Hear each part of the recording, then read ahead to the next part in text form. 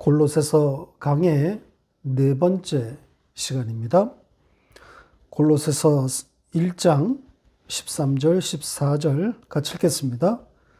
그가 우리를 흑암의 권세에서 건져내사 그의 사랑의 아들의 나라로 옮기셨으니 그 아들 안에서 우리가 속량 곧 죄사함을 얻었도다.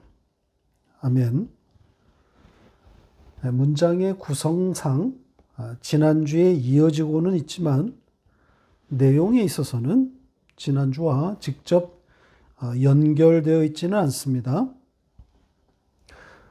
골로새 교회를 향한 바울의 기도였는데 지난주 우리가 살펴본 바가 한 줄로 요약하면 하나님의 뜻에 대한 그 위의 지식을 알게 해달라는 내용이었습니다. 그래서 그 기도의 응답 결과로 주님께 강력하게 붙어 있게 되는 것이고 그 주님께 붙어 있는 구체적인 내용 중에서 마지막 내용이 감사였죠. 그러니까 하나님에 대해서 알면 알수록 하나님께 감사한다. 이런 내용이란 말이죠.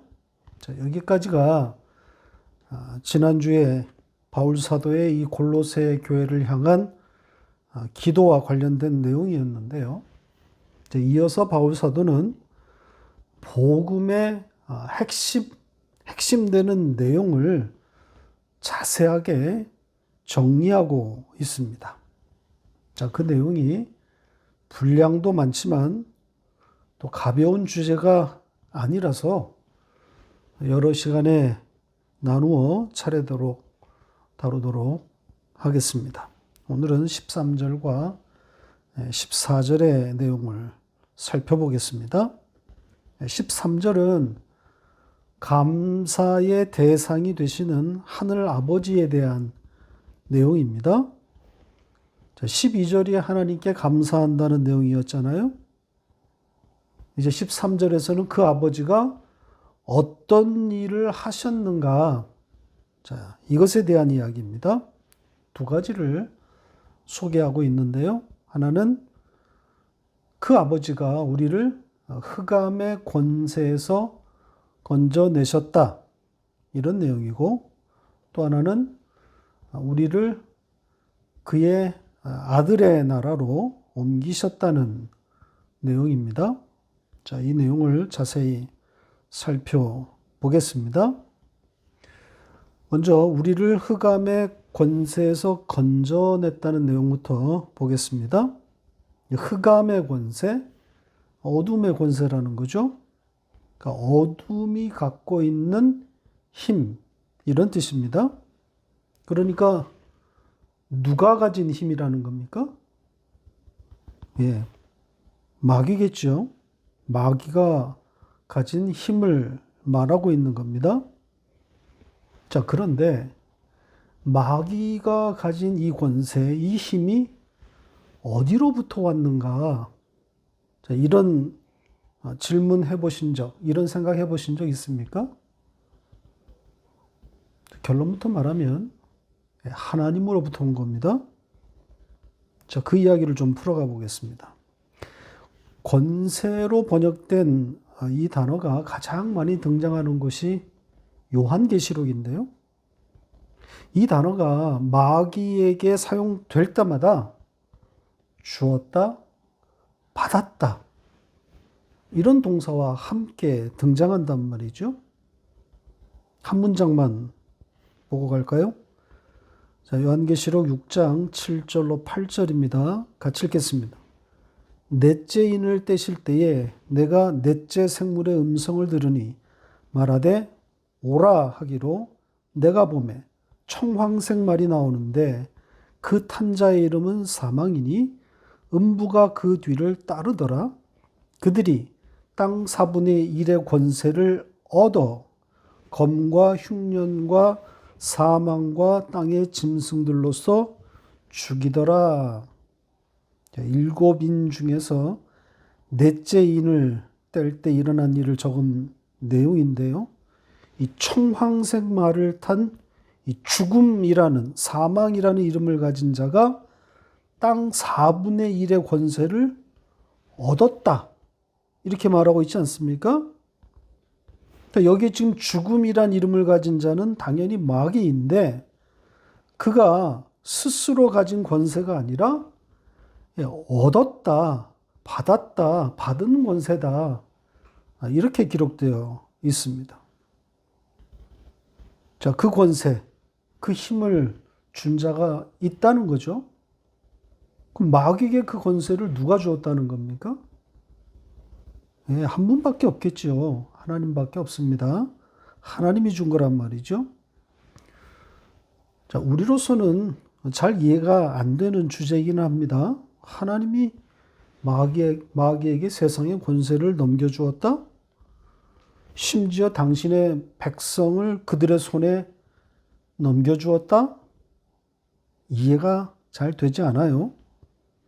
하지만 그런 일이 있었고 또 그것에 따라서 세상은 돌아가고 있는 겁니다. 마귀가 지배하는 세상이 되었단 말이죠.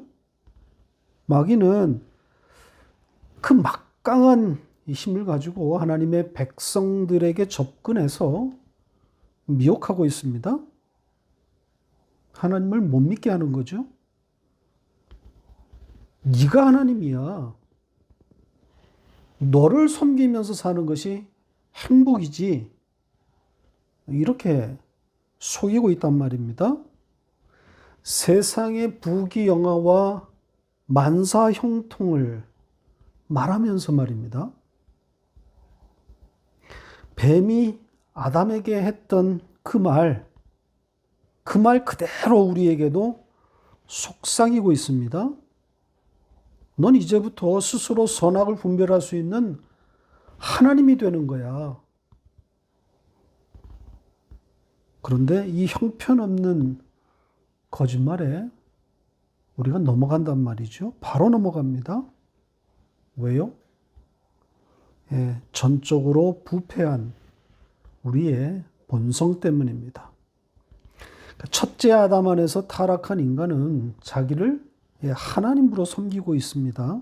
본능적으로, 태생적으로 자기를 섬긴단 말이죠.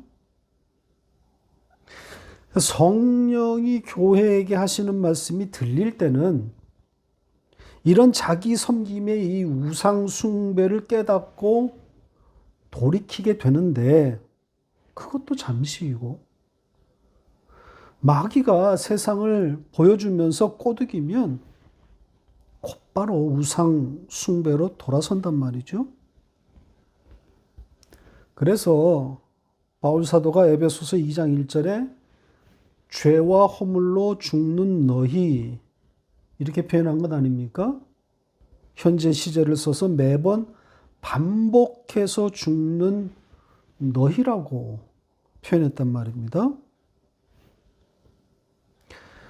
마귀의 주된 사역이 이겁니다. 하나님으로부터 받은, 물론 한시적으로 부여받은 그 세상 권세를 무기 삼아서 하나님의 백성을 죽음의 자리로 끌어내리는 겁니다.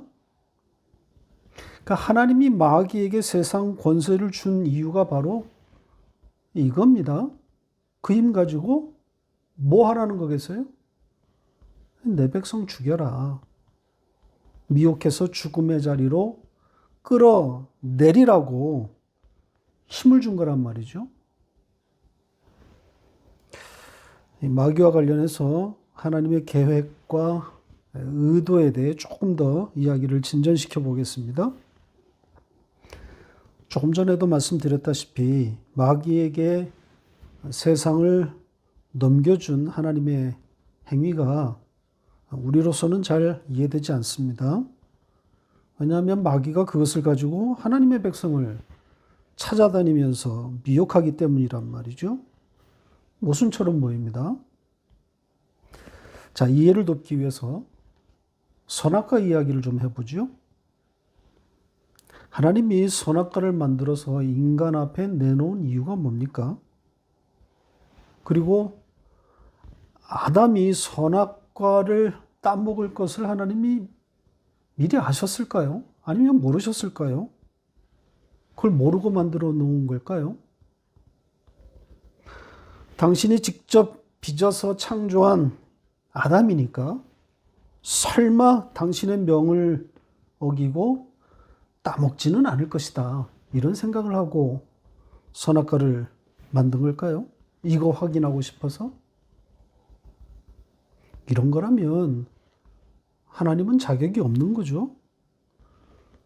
바로 앞에 일어날 아담의 배신을 알지 못하는 그런 전지전능한 신이 어디 있단 말입니까? 바보입니까? 전지전능한 하나님이라면 완전한 계획을 가지고 있어야 합니다. 만약, 우연, 이런 말은 전능한 존재에게 있을 수 없단 말입니다. 따라서 선악과는 하나님의 구원 계획에 따른 설계입니다. 철저한 완벽한 설계란 말이죠. 아담이 뱀의 미혹에 따라서 선악과를 따먹고 죽는 것은 하나님의 설계입니다. 먹고 죽으라는 겁니다. 그렇게 죽는 것이 있어야, 그렇게 죽어야 사는 것이 있는 거란 말이죠. 죽어야 사는 것이 무엇인지 알 거 아닙니까? 왜 어린 양의 죽음이 필요한지 알게 되는 거란 말입니다. 그러니까 하나님의 구원 계획의 최종 목표 지점이 바로 여기 아닙니까? 양육, 어린 양의 죽음, 그것을 가르치기 위함이란 말입니다. 받아 먹게 하기 위함이란 말입니다. 예수를 먹게 하는 거란 말입니다. 조금 이따 설명하겠지만 신앙생활, 성도의 이 세상살이는 양육을 위함이란 말이죠. 양육, 예수를 받아먹게 하는 것, 이것이 하나님의 의도하신 바입니다. 그러니까 이 하나님의 계획과 의도를 이루는데 바로 도구로 등장하는 것이 흑암의 권세인 마귀입니다. 그러니까 매우 중요한 역할을 마귀가 하고 있는 거죠. 내 백성을 죽이라는 거예요. 내가 부여한 이 세상의 힘을 가지고 내 백성을 미혹해라. 그래서 그들을 죽음의 자리로 끌어내리라는 겁니다. 그래서 예수의 십자가 없이도 살 수 있다고 하는 마음을 불어넣는 거예요. 그러니까 우상숭배의 그 탐심의 자리에다 끌어내리는 겁니다. 지금도 마귀가 쉬지 않고 하고 있는 일이 바로 이것 아닙니까? 이 일을 하라고 하나님이 이 세상의 권세, 힘을 마귀에게 준 거란 말이죠. 그렇게 우리는 하나님의 의도하신 바에 따라서 마귀의 미혹을 받아 그 죽음의 자리, 그 우상숭배의 그 비참한 그 죽은 날을 보게 되는 거란 말입니다. 그래서 뼛속까지 죄인이라는 것을 알게 되는 거란 말이죠. 여기에서 양육이 일어나는 겁니다. 나로서는, 나에게는 어떤 구원의 가능성도 없다는 것을 절절하게 깨닫게 되는 거죠. 그래서 하나님의 긍휼만 바라보게 되는 겁니다.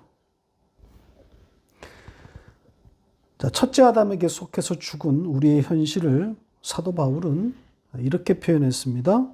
순종치 아니함에 갇혀 있다. 보시죠. 로마서 11장 32절 같이 읽겠습니다. 하나님이 모든 사람을 순종하지 아니하는 가운데 가두어 두심은 모든 사람에게 긍휼을 베풀려 하심이로다. 모든 사람이 순종치 아니함에 갇혀 있다 그러죠. 여기 이 순종치 아니했다 이렇게 번역된 단어는 믿어지지 아니한다, 설득당하지 아니한다. 이게 원뜻입니다. 그러니까 그 누구도 하나님을 믿는 믿음에 도달하지 못한다는 뜻입니다. 인간은 거기에 묶여 있다는 겁니다. 마귀가 이것을 잘 알아요. 그 믿음 없음을 잘 알기 때문에 세상의 권세를 이용해서 미혹하는 겁니다. 그런데 이것이 하나님의 의도하신 바라는 거죠. 그렇게 인간은 스스로 믿음에 도달할 수 없다는 것을 알게 해서 어디에다 갖다 놓는 거겠습니까? 하나님의 하나님의 긍휼로만 구원에 이르게 된다는 것을 가르치는 겁니다. 갈라디아서 3장 22절의 표현으로는 아들의 믿음에 의한 약속을 바라보게 한다는 거죠. 볼까요? 갈라디아서 3장 22절 같이 읽겠습니다. 그러나 성격이 모든 것을 죄 아래에 가두었으니 이는 예수 그리스도를 믿음으로 말미암는 약속을 믿는 자들에게 주려 함이라. 이거 엉터리 번역이라고 그랬죠. 예수 그리스도를 믿음으로 말미암아. 이게 아니고 예수 그리스도의 믿음으로, 예수의 믿음으로 말미암는 약속. 이게 맞습니다. 그러니까 하나님의 믿음에 따른, 그 아들의 믿음에 따른 약속, 즉 구원이 일방적으로 주어진다는 거죠. 그걸 알게 하기 위해서 죄와 불순종에 가두었다. 이렇게 말하고 있는 겁니다. 바로 이런 하나님의 계획과 의도에 따라서 마귀는 하나님의 도구로 사용되고 있는 겁니다. 한시적으로 부여된 그 세상 권세를 가지고 하나님의 백성을 미혹해서 끊임없이 그 죽음의 자리로 끌어내리고 있는 중인 거죠. 자, 이렇게 반복적으로 그 죽음의 자리에 떨어지는 그 자리를 우리는 육적 현실이다. 이렇게 부릅니다. 사도 바울은 로마서 7장에서 이 육적 현실에 대해서 이렇게 표현했습니다. 자, 로마서 7장 22절로 24절 같이 읽겠습니다. 내 속사람으로는 하나님의 법을 즐거워하되 내 지체 속에 한 다른 법이 내 마음의 법과 싸워 내 지체 속에 있는 죄의 법으로 나를 사로잡는 것을 보는도다. 오호라, 나는 곤고한 사람이로다. 이 사망의 몸에서 누가 나를 건져내랴. 하나님의 법을 즐거워하고 있지만 늘 죄의 법에 사로잡힌 나, 이렇게 말하고 있죠. 그리고 이어서 이것은 사망의 몸이다. 시체라는 표현입니다. 그러니까 우리의 육적 현실을 잘 담아낸 표현이라고 할 수 있습니다. 자, 이렇게 흑암의 권세에 놓인 우리인데, 이런 우리를 하나님이 어떻게 하셨다고 합니까? 거기에서 건져내셨다. 이렇게 말하고 있습니다. 끌어냈다는 뜻입니다. 자, 여기에 사용된 이 동사의 시제가 에어리스트, 즉 이 부정 과거라고 부르는 시제인데요. 이 시제를 다 설명할 수는 없고요. 일반적으로 이 에어리스트는 과거에 일어난 역사적인 사실을 표현할 때 사용됩니다. 그런데 여기서는 그것보다는 시제가 없는, 이 지금 부정 과거 이렇게 우리가 말하는데 시제가 없는 그야말로 부정 시제로 봐야 할 것 같습니다. 그래서 딱 한 번 일어난 역사적 사실을 말하기보다는 불변의 진리 혹은 그 효과가 지속된다는 그런 의미로 봐야 할 것 같습니다. 그러니까 그 흑암의 권세에서 나오게 된 회심, 그 역사적인 딱 한 번 있는 그 회심, 그것을 말한 것이라기보다는 반복되어지는 죽음에서 꺼내시는 그 하나님의 모든 행위를 다 포함하고 있는 것으로 봐야 합니다. 그래서 굳이 우리말로 표현하면 건지셨고 또 건지실 것이다. 자, 이렇게 되는 거죠. 자, 이 정도 하고 두 번째 내용으로 갑니다. 자, 두 번째는 하나님이 우리를 그의 사랑의 아들의 나라로 옮기셨다. 이런 내용입니다. 그 흑암의 권세에서 꺼내 아들의 나라로 옮겼다는 거죠. 그러니까 하나님 나라를 지금 말하고 있는 것인데 그 하나님의 나라를 그의 사랑의 아들의 나라 이렇게 표현한 겁니다. 여기에 그의 사랑의 아들 이 표현은 그의 사랑 그러니까 그 아가페를 가진 아들 이런 뜻입니다. 그러니까 하나님이 사랑하는 아들이다 이런 말이 아니고 하나님의 그 사랑을 가진 아가페를 가진 아들이다 이런 뜻입니다.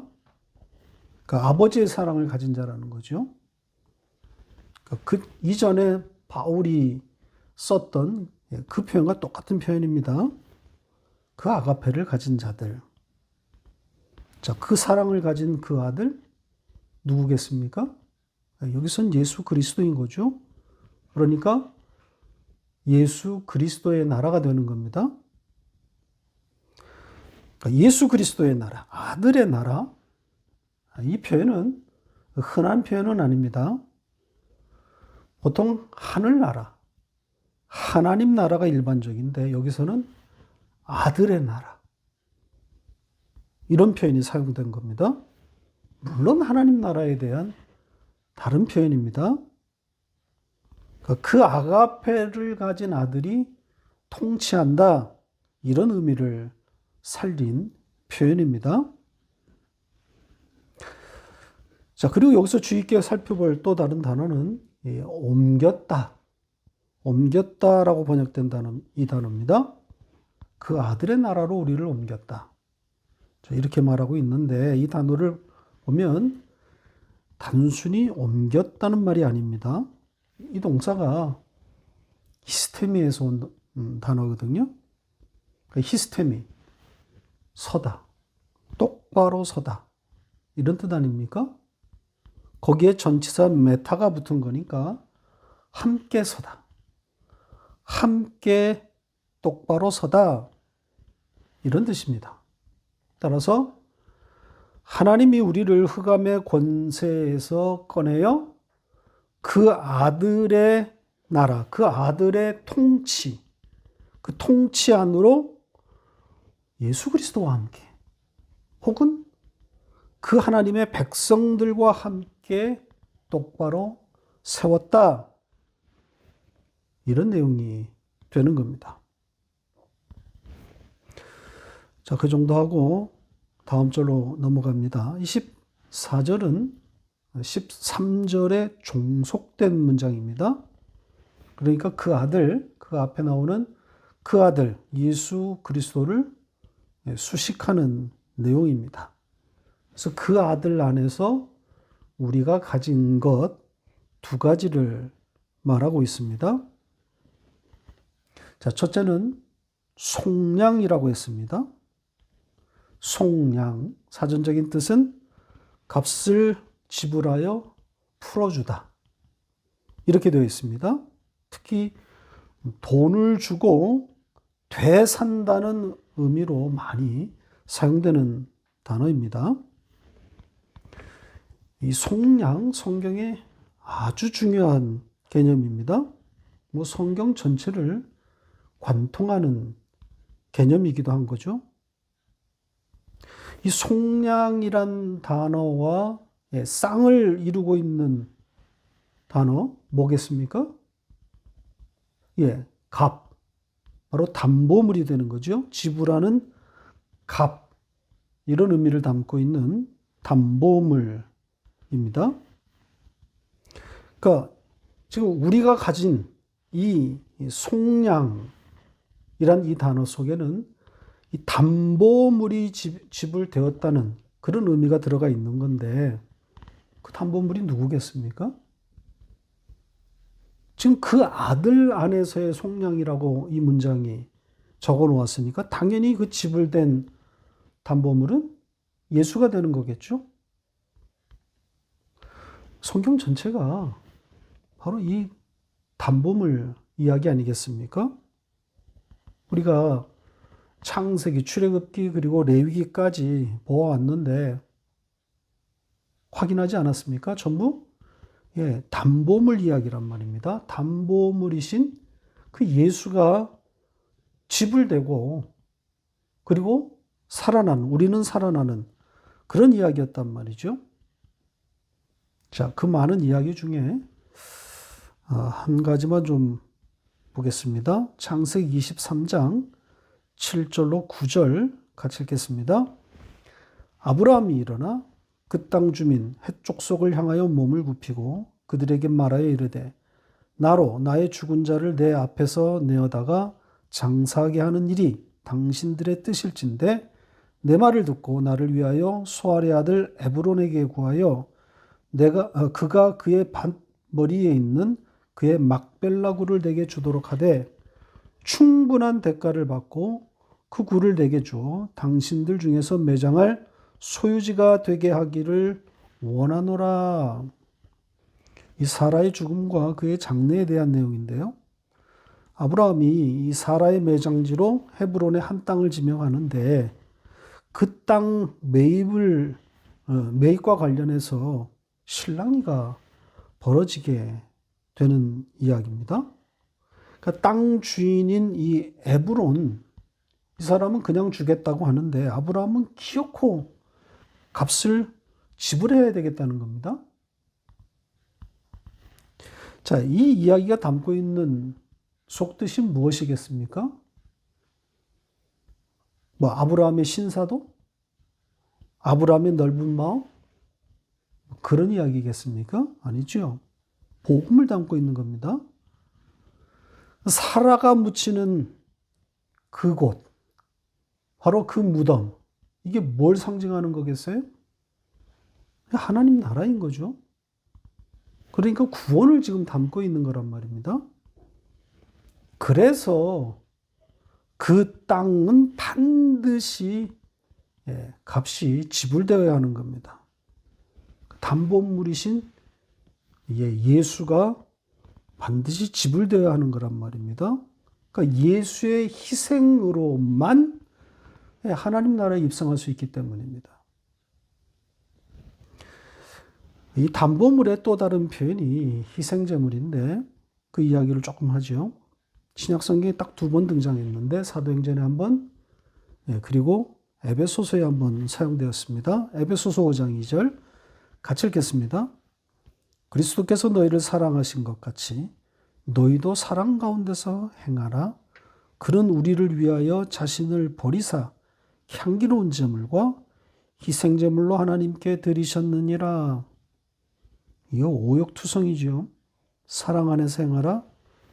사랑을 실천하라. 이렇게 오해될 만한 번역 아닙니까? 그런 뜻 아니라 그랬습니다. 자세한 해석은 에베소서 강의 36번을 참고하시기 바랍니다. 자, 아무튼 그리스도가 우리를 위하여 향기로운 제물과 희생 제물이 되셨다는 내용입니다. 한 문장 더 보면 로마서 3장 25절 같이 읽겠습니다. 이 예수를 하나님이 그의 피로써 믿음으로 말미암는 화목제물로 세우셨으니 이는 하나님께서 길이 참으시는 중에 전에 지은 죄를 간과하심으로 자기의 의로우심을 나타내려 하심이니. 자, 여기서는 예수가 화목제물이라고 되어 있습니다. 화목제물로 번역된 이 단어 원문에는 어떻게 되어 있다고 그랬죠? 혹시 기억나십니까? 자, 히브리서 9장 5절 같이 읽겠습니다. 그 위에 속죄소를 덮는 영광의 그룹들이 있으니 이것들에 관하여는 이제 낱낱이 말할 수 없노라. 지금 여기에 이 속죄소로 번역된 바로 그 단어입니다. 그러니까 속죄소인데 문맥에 맞춰서 화목제물이다. 이렇게 해석한 의역을 한 겁니다. 그러니까 예수 그리스도가 바로 성막의 그 지성소에 있는 속죄소라는 겁니다.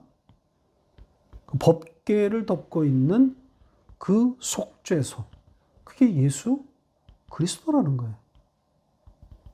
이 속량의 의미를 고스란히 담고 있는 거죠. 그러니까 예수라는 담보물이 희생돼서 하나님의 진노를 받아야 할 법궤 안에 있는 우리, 그 우리를 덮고 있는 형국이란 말입니다.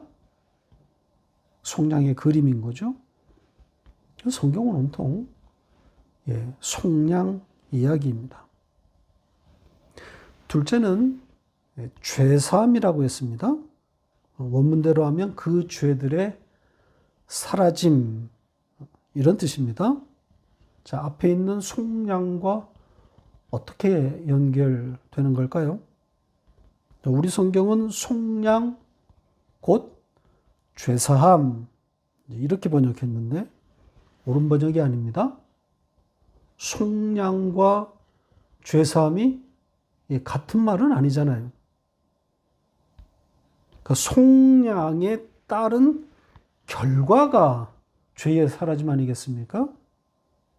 그러니까 죄에 대한 값이 지불되고 나야 죄가 사라지는 거란 말입니다. 따라서 이 죄사함, 죄가 없어짐, 죄가 사라짐, 이것 역시 그분 안에서만 있는 거죠. 예수라는 죄값이 지불되어야, 그래야 우리의 죄, 우리가 받아야 할 저주가 없어지는 거란 말입니다. 자, 마지막으로 여기에 좀 첨가할 내용은 지금 여기에 쓰인 이 동사의 시제입니다. 자, 우리는 가지고 있다. 우리는 속량과 죄의 사라짐을 가지고 있다. 여기에 이 동사 가지고 있다, 현재 시제를 썼습니다. 앞문장에서는 아까 말씀드린 것처럼 에오리스트 부정과거를 썼다고 했는데 여기서는 현재 시제를 썼단 말이죠. 어떤 의도겠습니까? 지금 우리가 가진 것. 지금 우리의 자리를 좀 돌아보자, 이런 의미 아니겠습니까? 내가 지금 그 아들 안에서 가진 속량, 그리고 죄의 사라짐, 이걸 보고 있는가? 피차 그거를 확인하자는 취지인 겁니다. 말씀을 맺겠습니다. 오늘 우리는 하나님께서 우리 가운데 이루신 그 하나님의 일들을 살펴보았습니다. 하나님이 당신의 백성들을 어떻게 끌어가고 계시는지, 그리고 그 끌어다 놓는 최종 목적지, 목표 지점이 무엇인가. 이런 이야기를 우리가 나눴습니다. 바로 그 목표 지점이 양육이라는 거죠. 결국 예수를 먹이기 위함이라는 겁니다. 왜 예수가 아니면 안 되는지, 왜 십자가이어야만 하는지를 가르치고자 함인 거죠. 이것이 성도가 세상을 살아야 하는 이유인 겁니다. 그렇게 예수와 십자가만을 붙드는 자로 그렇게 완성하는 거죠.